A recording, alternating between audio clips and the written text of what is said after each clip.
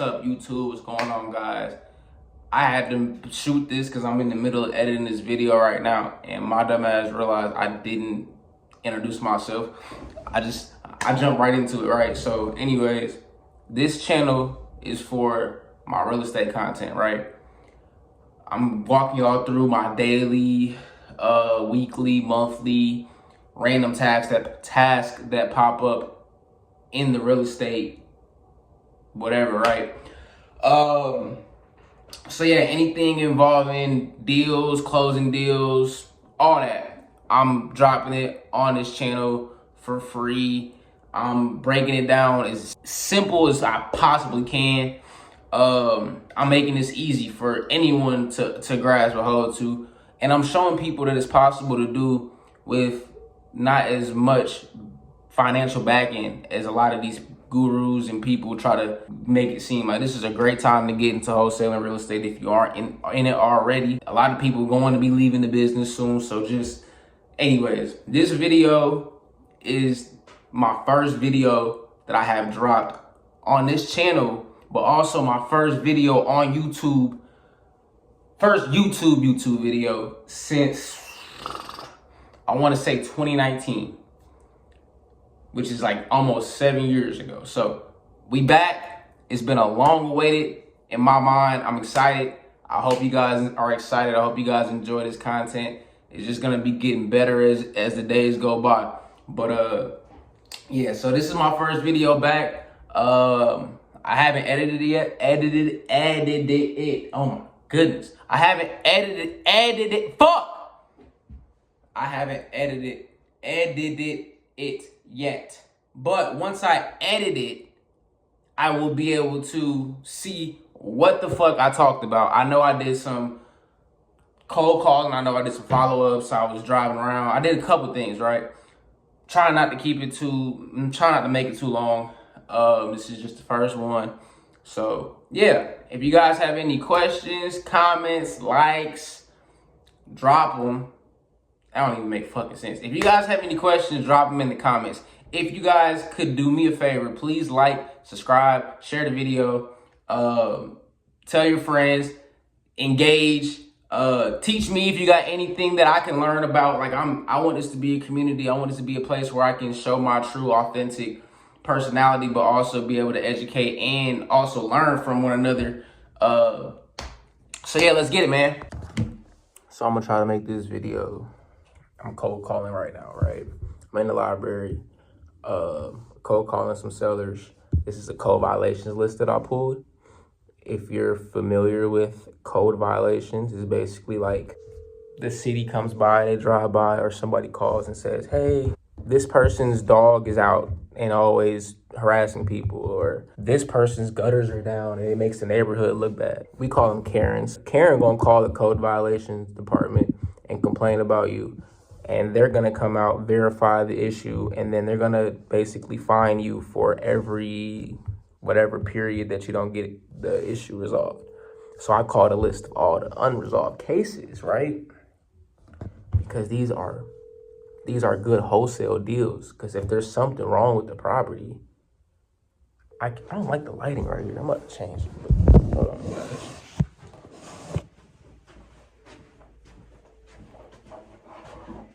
Telephone number 81. I feel like I'm in an office, but I'm at the library. All right, cool. So yeah, back to what I was saying. I don't know what I was saying.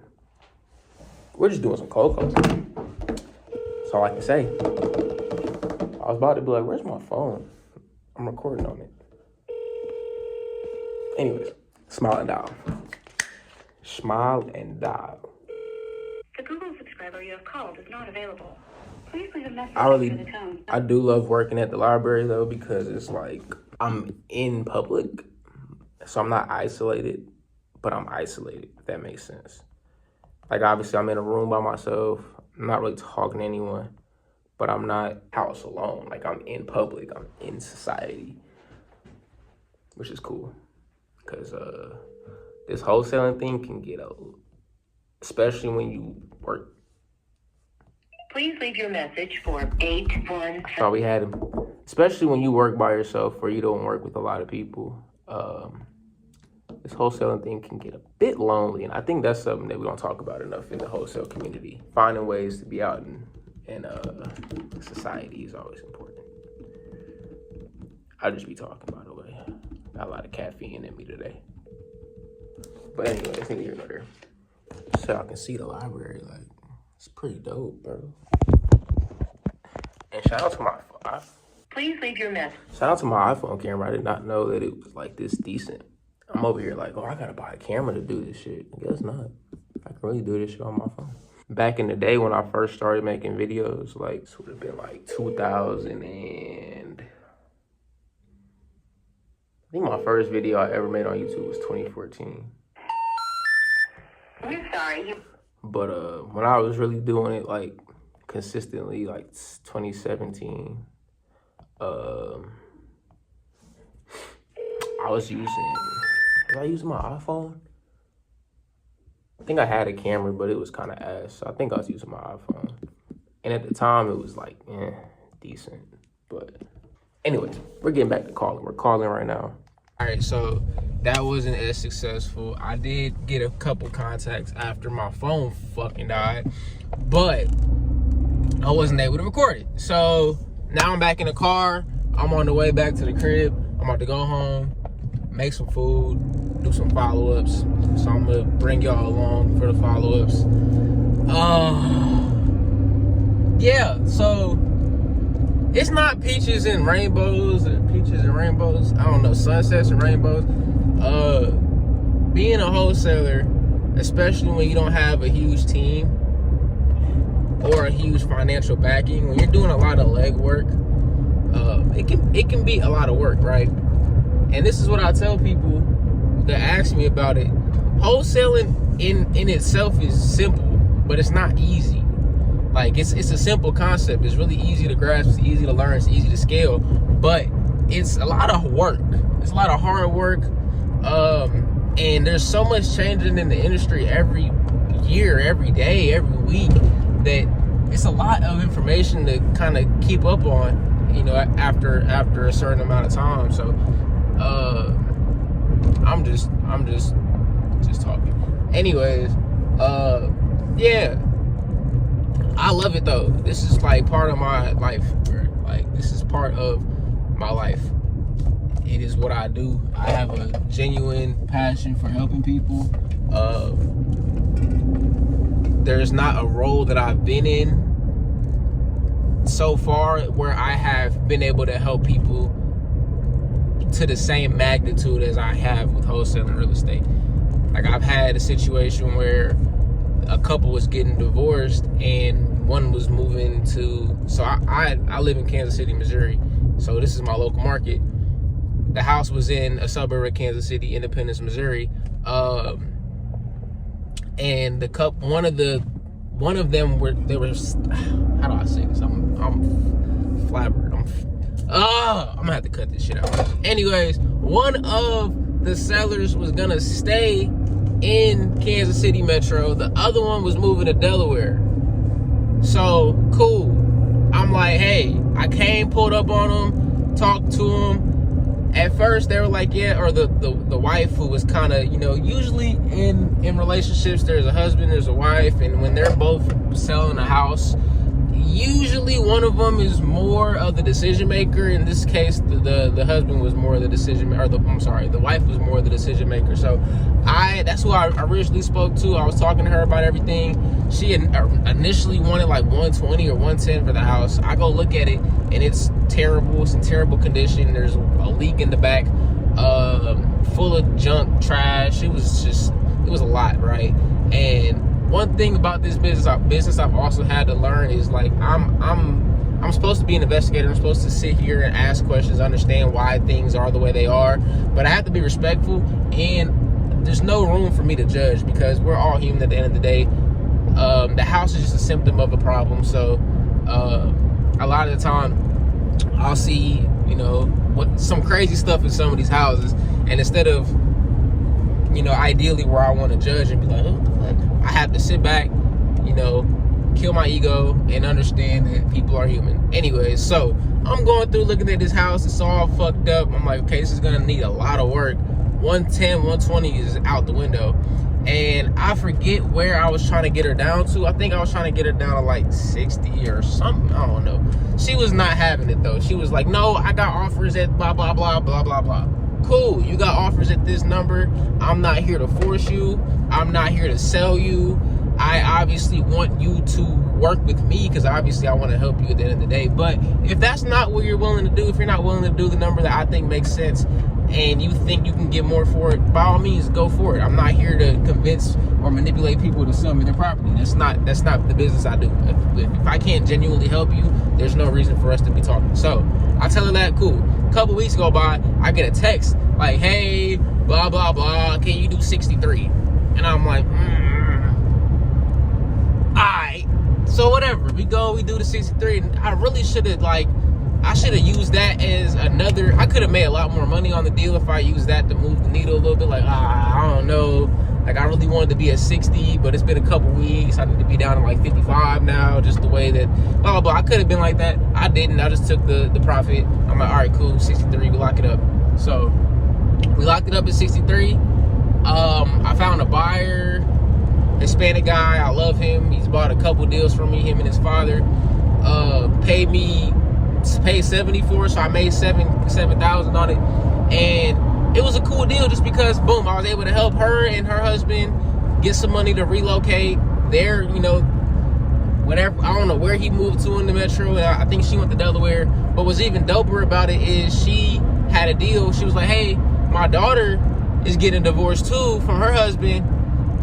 No offense to y'all, but it sounds like y'all don't do a great job picking husbands. Anyway, so the daughter was getting a divorce from her husband, blah, blah, blah. So I got that lead from this. So just being able to help people and add value adds to my pockets, indirectly. I'm not sitting here necessarily chasing after money anymore. When I was in that energy, and sometimes now when I'm in the energy of chasing money, chasing deals, I don't get nothing from it because it's I'm just it's a ego fueled thing. It's not I'm out here really trying to change someone's life. And that's why I really do love wholesaling, because once I switch the gear to I'm trying to make money to I'm trying to help people, I make money and I actually help people. And so yeah, if you're looking to get into any business, not just wholesaling, but if you're looking to be an entrepreneur in anything, you have to be able to provide value and help others. And if you're not able to provide value and help others, and you're just in it for the money, it's probably not gonna last long, or you're gonna end up doing some shiesty, slick ass shit. And that's just what it is. There's obviously bad apples in every industry, but I do love the industry that I'm in, especially the position that I'm in, because I really help people that are So I apologize. I don't know where I left off. My phone got too hot in the car. But I'm in the office right now, posting a deal on Facebook. I got a vacant lot in Cincinnati, Ohio. It's a vacant lot. I got it for $250, right? It is not in the greatest neighborhoods, probably in one of the roughest neighborhoods in Cincinnati, Ohio. But neither here nor there, I got a vacant lot for $250. So I'm trying to dispo it right now, posting it in some Cincinnati groups and seeing if there's anyone that's interested in it. If not, I think I'll just take it and keep it, honestly. It's not a deal that I love or I want to keep, but I think that the fact that it's $250, I'll probably just buy it and list it with the realtor and try to list it for $2 or $3 grand. Let it sit on the market for whatever, and then do that. So that's what I'm thinking right now. But yeah, I'm just posting. I'm excited to be back on YouTube and kind of going through this, especially with the wholesaling thing. I feel like there's not enough. There's a lot of information out there, but there's not enough people in the business that are actually in the business every single day that don't have you know, millions of people or capital or whatever the case working for them. So I think this is great for me to be able to create content and show a lot of young entrepreneurs or people that are looking to get into wholesaling real estate, or just people to see a lot of the process of what I'm doing hands-on, instead of you know, a super mocked up video.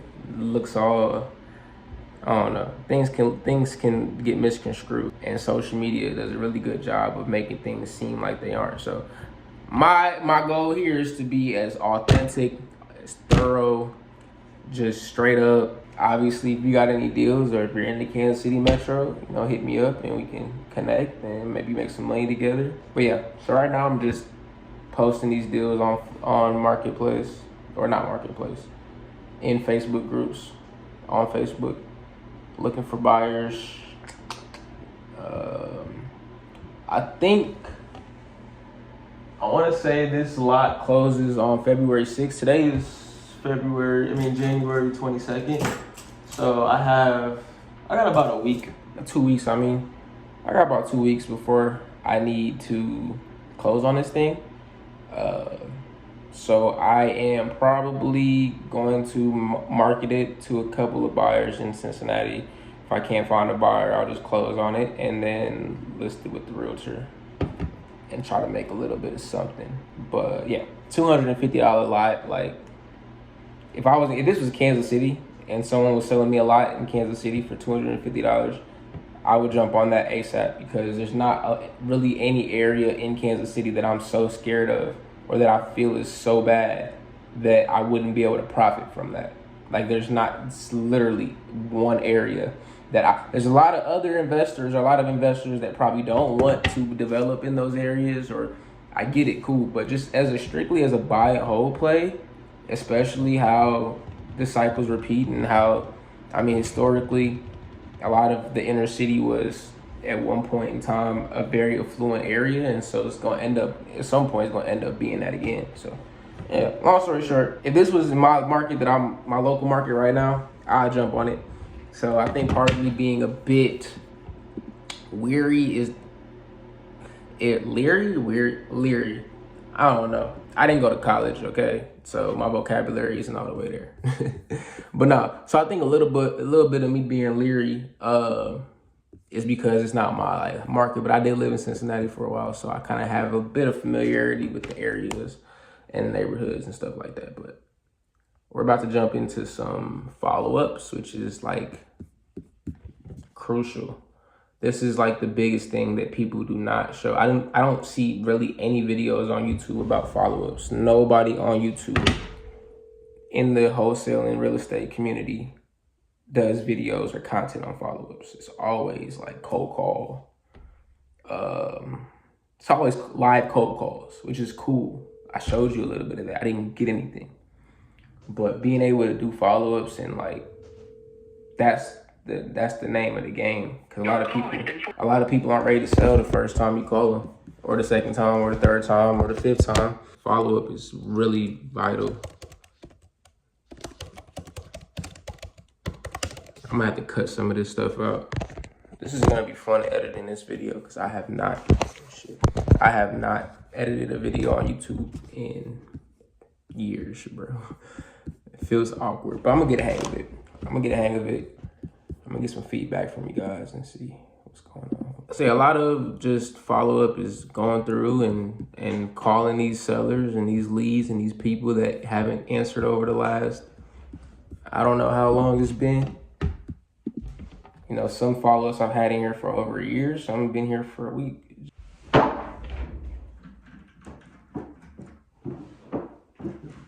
It sounded like somebody was in my house. I was about to say, what the fuck? All right. We're gonna call this seller. It's actually his mom who's the owner of the property, but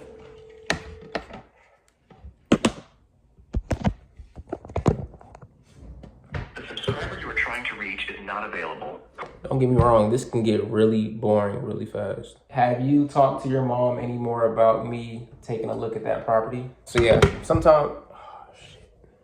I'm doing my follow-ups right now, and as I'm doing my follow-ups, as I'm doing my follow-ups, I came across a lead that I've had in my CRM for a couple months now, and I have not been able to get a hold of the seller. So I'm like, last time I spoke to him, last time I spoke to him, we were supposed to link up, and we were supposed to get a contract signed on his house. It's his dad's house and whatnot.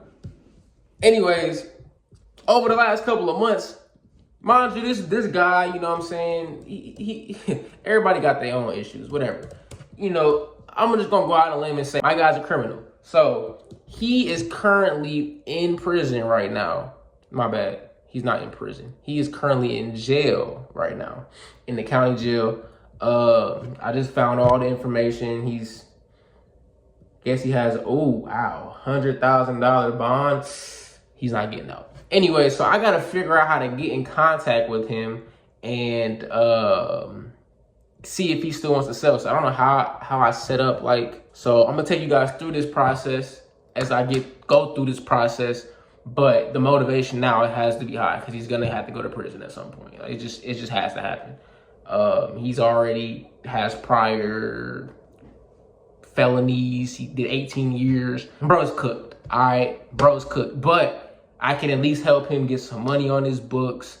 Maybe pay for some lawyer fees. I don't know. I'm gonna try to help him though. I'm gonna try to help him because everybody deserves it, right?